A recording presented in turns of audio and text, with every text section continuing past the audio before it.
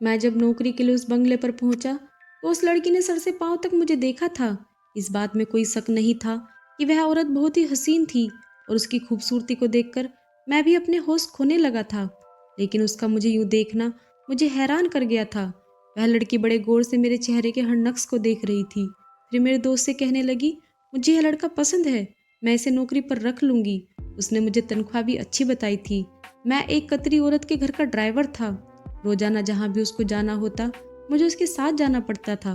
काफी खूबसूरत लड़की थी, शादीशुदा भी थी, खुश शक्ल होने के साथ साथ खुश मिजाज भी थी। मेरी उम्र 28 साल की थी और उसकी उम्र भी लगभग 26 साल की थी। वह मेरी मालकिन थी, शादीशुदा भी थी। उसका पति दूसरे देश में रहता था, लेकिन उसका हुस्न ऐसा था कि दूसरों को अपने जादू में जकड़ लेता था। उसके चेहरे की खूबसूरती और मासूमियत किसी को भी अपने चेहरे से नजर हटाने से नागवार हो जाती थी।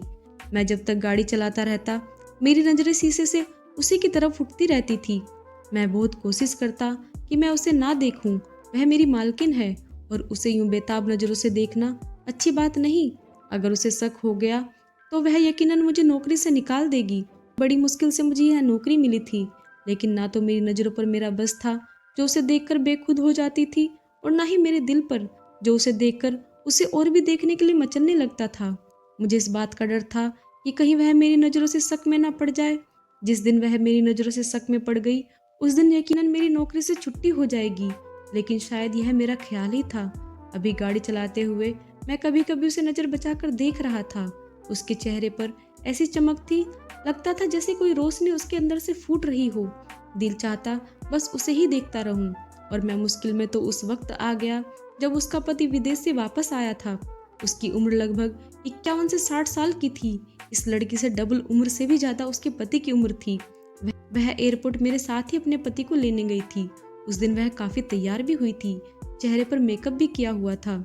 हसीन और दिलकश तो वह पहले ही थी, लेकिन आज तो उसके चेहरे पर कुछ अलग ही चमक थी।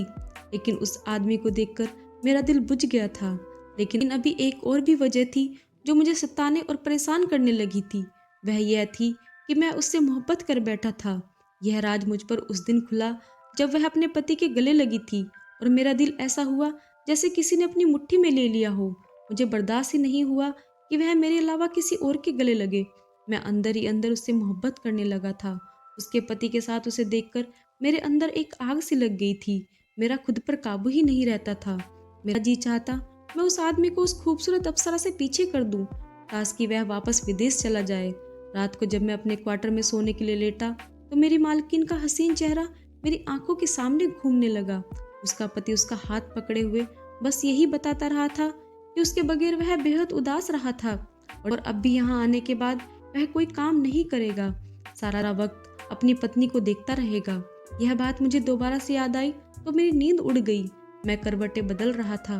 मैं चाहता था मुझे नींद आ जाए, लेकिन नींद नहीं आ रही थी।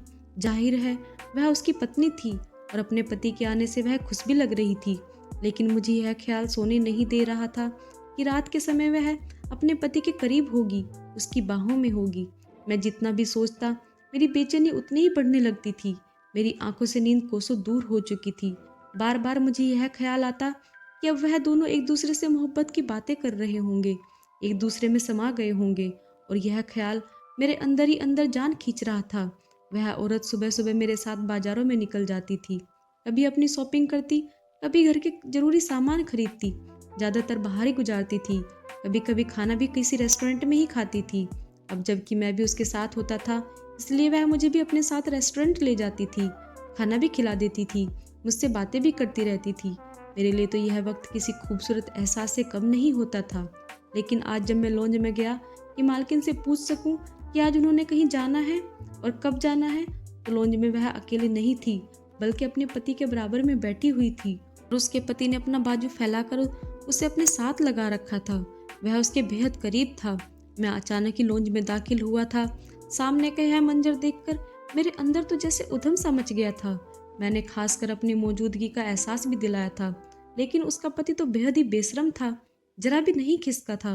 बल्कि मेरी मालकिन मुझे देखकर थोड़ा सा अपने पति के पास से हटने लगी थी, लेकिन उसने फिर से दोबारा उसे अपने साथ लगाया था। कहने लगा, डरो मत, मैं तो बस कुछ दिनों के लिए आया हूँ और तब भी तुम मुझसे दूर हो रही हो। वह हमारा नौकर ही है, उससे भला हमारे करीब बैठने से क्या तकलीफ होगा। वह कहने लगी, कुछ तो ख्याल करें। लेकिन उसका पति कहने लगा, उसने क्या शर्माना। फिर मुझे देखने लगा और बोला, कहो क्या काम है। मैंने कहा, जी वह मैडम जी ने अगर कहीं जाना हो तो मैं गाड़ी साफ करके स्टार्ट करूं। जवाब उसके पति ने दिया था। कहने लगा, आज यह कहीं नहीं जाएगी, बस मेरे साथ ही समय गुजारेगी, इसलिए तुम छुट्टी करो, चाहे तो कहीं घूमने भी जा सकते हो, और अगर नहीं तो अपने क्वार्टर में आराम करो। यह कहकर उसने अपना चेहरा उस लड़की के चेहरे के बिल्कुल करीब किया था। कहने लगा, तुम्हारे हुस्न ने तो मुझे एक पल भी वहां चैन से रहने नहीं दिया। तुम्हारा यह हसीन चेहरा मेरी आंखों से ओझल नहीं होता था। मेरी मजबूरी ना होती तो मैं कभी भी विदेश ना जाता। उसके शब्दों को, उसके बेबाक अंदाज को देखकर मेरे सीने में सांप लौटने लगे थे।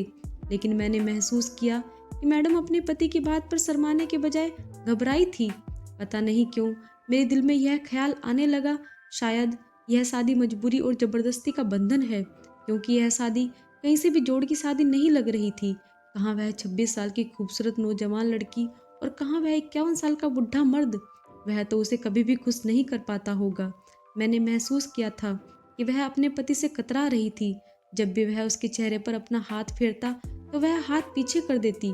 मैं अपने क्वार्टर में वापस आ गया था, लेकिन फिर वही बेचैनी, बेताबी मुझे तकलीफ देने लगी थी। आंखें बंद करता तो मुझे अपनी मालिक के पहलू में बैठी नजर आती तो मेरा दिल जोर जोर से धड़कने लगता। मैं झट से आंखें खोल देता। ऐसा मंजर तो ख्यालों में भी मुझे लाते हुए घबराता था। पता नहीं क्यों मुझे उस शादीशुदा लड़की से मोहब्बत हो गई थी, क्यों मैं उसके हुस्न का दीवाना हो गया था, क्यों मेरा दिल उसका तलबगार हो गया था। मुझे अपना आप बेबस लगने लगा था। अचानक क्वार्टर का दरवाजा खटका। इससे पहले कि मैं उठकर बैठता, सौम्या कमरे में आई थी। मैं फौरन उठकर बैठ गया। सौम्या कहने लगी, ऐसा करो, मुझे फिटकरी और गुलाब जल लाकर दे दो। मैंने हैरानी से देखा था। मैंने कहा, फिटकरी और गुलाब जल का आप क्या करेंगे। यह सुनकर उसने नजरें झुका ली। उसका चेहरा लाल होने लगा था। वह मैं तुम्हें नहीं बता सकती। वैसे तो मैं खुद ही रोज लेकर आती हूँ, लेकिन आज तुम्हारे मालिक मुझे छोड़ने को तैयार नहीं है। मुझे नहीं लगता कि वह मुझे बाहर कहीं भी जाने देंगे, इसलिए यह पैसे पकड़ो और मुझे फिटकरी और गुलाब जल लाकर दो। मैंने पैसे पकड़े और पूछा, कितना। तो कहने लगी, इस मॉल में जाना जहाँ से मैं घर का सामान लेती हूँ, मेरा नाम ले देना।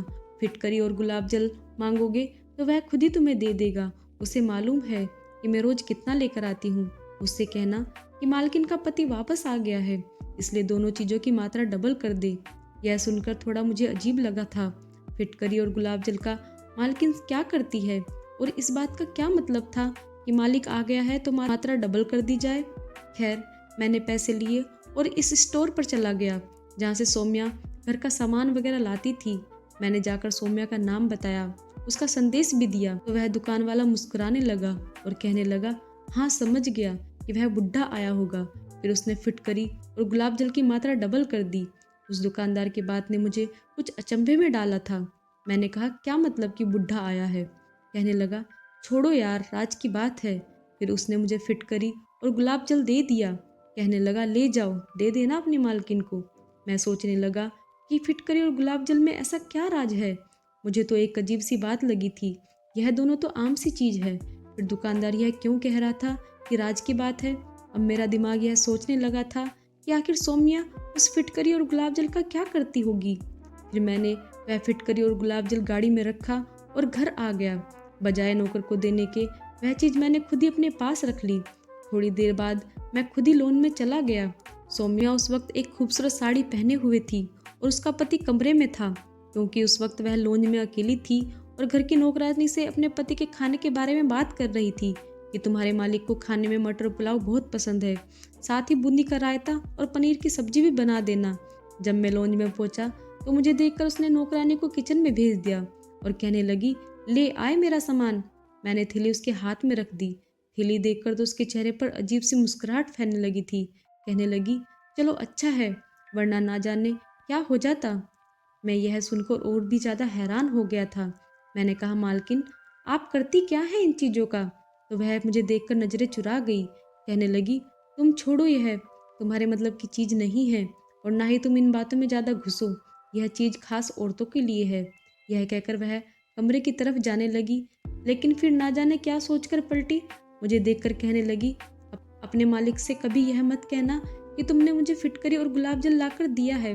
यह बात मेरे लिए और भी ज्यादा उत्सुकता भरी थी कि मालिक ये सुनकर ऐसा भी क्या करेंगे सौम्या के साथ कि यह बात सौम्या अपने पति से छुपाना चाहती है। इन सब बातों ने मेरा दिमाग घुमा कर रख दिया था। मेरे दिमाग में तो काम करना ही छोड़ दिया था। जो बात मुझे मामूली सी लग रही थी वह शायद इतनी भी मामूली नहीं थी। मैं तो और भी ज्यादा परेशानी में घिर गया था। एक तरफ मैं चाहकर भी सौम्या के ख्यालों से निकल नहीं पा रहा था, दूसरी तरफ गुलाब जल और फिटकरी ने मेरे दिमाग को घुमा कर रखा हुआ था। खैर मैंने सोचा क्यों ना मैं किसी ना किसी से पूछने की कोशिश करूं, और दूसरे नौकरों से जल्दी इस बात का मैंने जिक्र भी कर दिया था।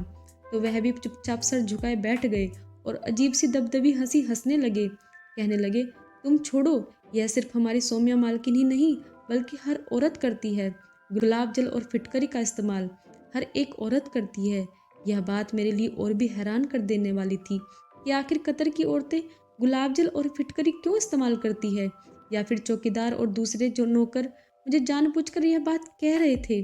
खैर मैंने सोचा मुझे दुकानदार की ही विनती करके पूछना चाहिए आखिर यह फिटकरी और गुलाब जल का क्या चक्कर है। मैं दोबारा उसी दुकानदार के पास चला गया और उससे पूछने लगा। वह कहने लगा, तुम्हें शायद अंदाजा नहीं है कि कतर की औरतें फिटकरी और गुलाब जल किस कदर खरीदती है। यह समझो, स्टॉक इधर आता है और यूं चला जाता है। मैं तो डबल कीमत पर दोनों चीज बेचता हूँ। जितना मुनाफा मुझे फिटकरी और गुलाब जल बेचने में होता है किसी और चीज बेचने में नहीं होता। यहाँ की औरतें यह चीज जरूर इस्तेमाल करती हैं।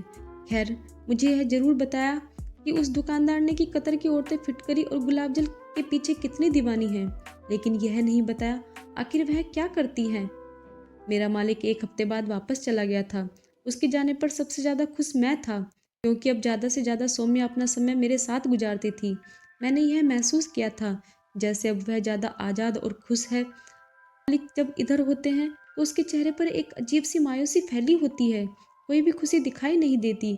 मुझे यूं लग रहा था जैसे वह मालिक को पसंद नहीं करती। एक बार शॉपिंग के बाद जब वह मुझे कैफ़े ले गई तो मुझसे पूछने लगी, क्या तुम बर्गर वगैरह कुछ खाओगे, क्योंकि वह फास्ट फूड कैफ़े था।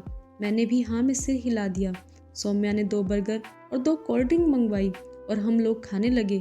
फिर मुझसे कहने लगी, जल्दी से ख़त्म करो, उसके बाद मुझे स्टोर भी जाना है, राशन का कुछ सामान लेकर आना है। मैंने कहा, मालकिन आपने कल ही सारा राशन खरीदा है।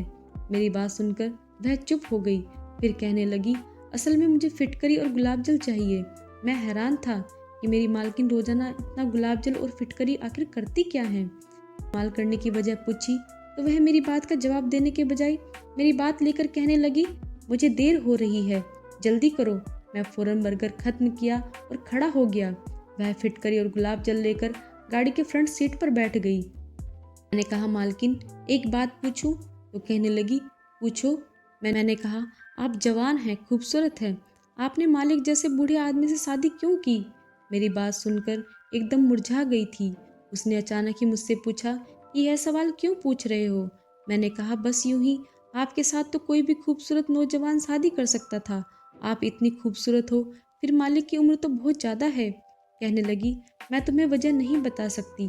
उसने ठंडी आह भरी और फिर किसी गहरी सोच में चली गई। मैं समझ गया था यह शादी यकीनन मजबूरी का बंधन है। मैंने कहा, मालकिन मुझे लगता है आप भी मेरी तरह गरीब घर से संबंध रखती है, शायद पैसों की वजह से यह शादी की होगी। मैं अपनी बात अधूरी छोड़ी थी। मालकिन ने मुझे घूरकर देखा और कहने लगी, तुम मेरे पर्सनल मामलों से दूर रहो तो ज़्यादा अच्छा है।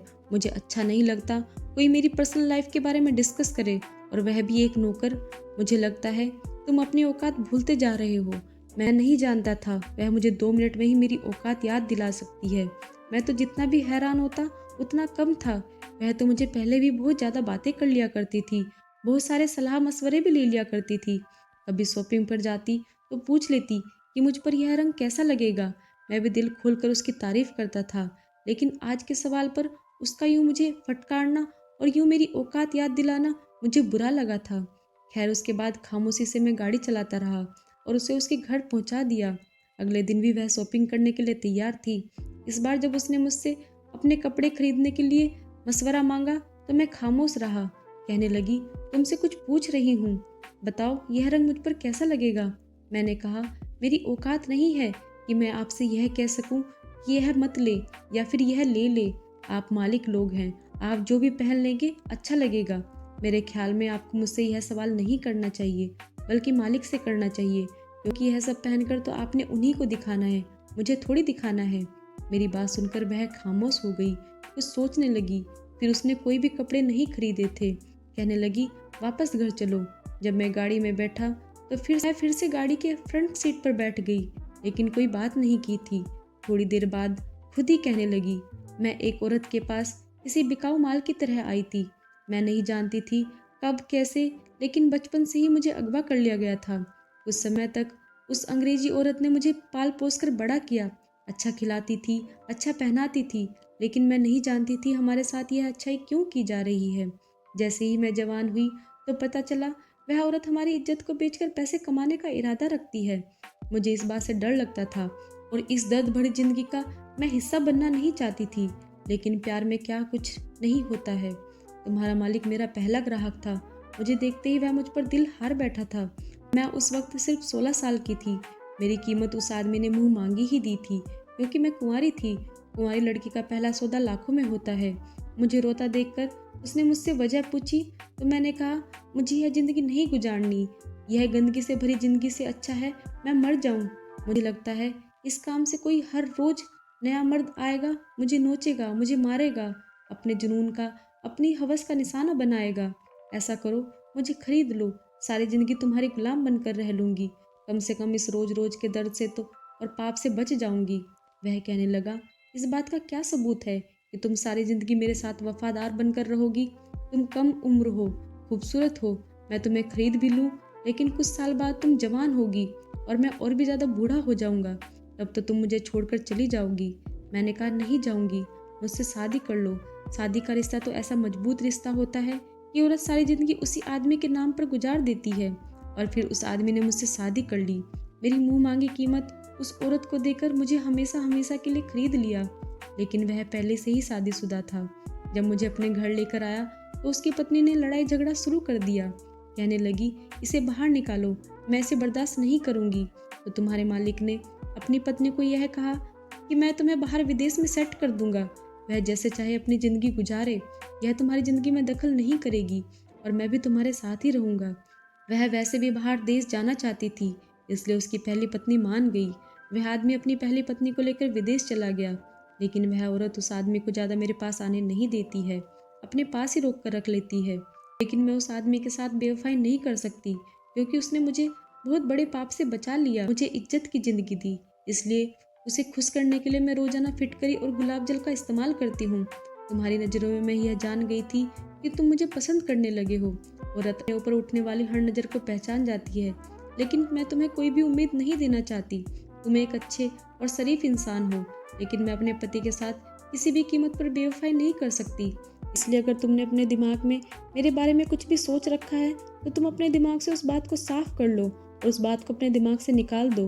बेशक मुझे मेरा पति पसंद नहीं है, मुझे उससे मोहब्बत भी नहीं है, वह मेरा आइडियल भी नहीं है, लेकिन फिर भी वह मेरा पति है। मैं उसकी खुशी के लिए सोचती हूँ, ताकि वह मुझसे खुश रहे, क्योंकि उसने मुझे बहुत बड़े दलदल से बचाया है। मैं मर तो सकती हूँ, लेकिन अपने दिल के हाथों मजबूर होकर अपने पति के साथ बेवफाई नहीं कर सकती। उस औरत की बातें सुनकर मैं बहुत हैरान रह गया था। उस औरत ने मेरा दिल जीत लिया था। वह वाकई बहुत ही अच्छे चरित्र की लड़की थी। उसकी बातों से मुझे अंदाजा हो गया था, जितनी मोहब्बत अपने दिल में मैं उसके लिए रखता हूँ, वह भी मुझे कहीं ना कहीं पसंद करती है, लेकिन मेरी खातिर अपने पति के साथ बेवफाई नहीं कर सकती। अब तो मेरे दिल में उसके लिए इज्जत और सम्मान और भी ज़्यादा बढ़ गया था। सौम्या वाकई सम्मान के काबिल थी, लेकिन फिर वही सवाल कि आखिर वह फिटकरी और गुलाब जल का क्या करती है। मैंने कहा, ठीक है, आप मुझे यह तो बता दें कि आप फिटकरी और गुलाब जल का क्या करती हैं। मेरी बात सुनकर वह कहने लगी, बताऊंगी तुम्हें किसी और दिन। मुझसे कहने लगी, एक जानने वाली है, बेसहारा है, उसकी एक बेटी है, बहुत ही प्यारी और खूबसूरत है। ऐसा करो, तुम उससे शादी कर लो। यह सुनकर मैंने अचानक ही उसकी तरफ देखा था और एक ठंडी आह भरी थी। वह कहने लगी, तुम खुश रहोगे, वह बहुत ही अच्छी लड़की है। मैंने कहा, ठीक है, अगर आप कहती हैं तो मैं उससे शादी कर लेता हूँ। और फिर बहुत ही जल्दी सौम्या ने मेरी शादी उस लड़की से करवा दी। वह लड़की भी बेहद खूबसूरत थी। मैं रात को अपनी पत्नी के पास चला जाता। माँ बेटी अकेली रहती थी। इसलिए मेरी सास को अपने घर पर मुझे रखने में कोई ऐतराज ना था। मेरी पत्नी प्रियंका भी बहुत खूबसूरत और मेरे साथ वफादार रहने वाली औरत थी। मुझसे बहुत मोहब्बत करती थी। वह मेरी हर छोटी बड़ी बात का ख्याल रखती, मुझे कभी शिकायत का मौका नहीं देती थी। धीरे धीरे मेरी पत्नी के लिए मेरे दिल में इज्जत और प्यार बढ़ने लगा था। लेकिन हैरान तो मैं उस वक्त हुआ था जब उसने भी मुझसे फिटकरी और गुलाब जल मांगा था। मैं हैरत से उसे देखा था। मैंने कहा, तुम उसका क्या करोगी? वह कहने लगी, हमारे यहाँ की औरतें अपनी खूबसूरती को बनाए रखने के लिए बहुत कुछ करती हैं। हम लोग फिटकरी को पीसकर उसमें गुलाब जल मिलाते हैं और फिर अपने पूरे शरीर पर लगाकर मसाज करते हैं, तो दाग धब्बे दाने हमारे बदन से साफ हो जाते हैं। पूरे बदन की स्किन नरम और साफ चमकदार हो जाती है, मक्खन जैसी मुलायम हो जाती है। ऐसा करके हम औरतें अपने पति को खुश रखते हैं। यह बात सुनकर मैं अपना सर पकड़कर बैठ गया था। मैंने सोचा था, पता नहीं कतर की औरतें गुलाब जल और फिटकरी से क्या करती हैं, लेकिन यह तो एक मामूली सी बात निकली। मेरी समझ में नहीं आता यह राज इतना छुपाती क्यों है। मैंने प्रियंका से पूछा तो वह कहने लगी, औरत कभी भी अपने हुस्न का राज किसी को नहीं बताती। खैर, मैं आज भी अपनी मालकिन की बहुत इज्जत करता हूँ और दिल से करता हूँ, क्योंकि वह एक वफादार पत्नी है। दोस्तों, उम्मीद करती हूँ आपको हमारी कहानी पसंद आई होगी। कहानी पसंद आई हो तो वीडियो को लाइक करें, चैनल पर नए हैं तो चैनल को सब्सक्राइब करें और हाँ, नोटिफिकेशन बेल को जरूर दबाएं ताकि अगली अपडेट सबसे पहले आपको मिले। धन्यवाद।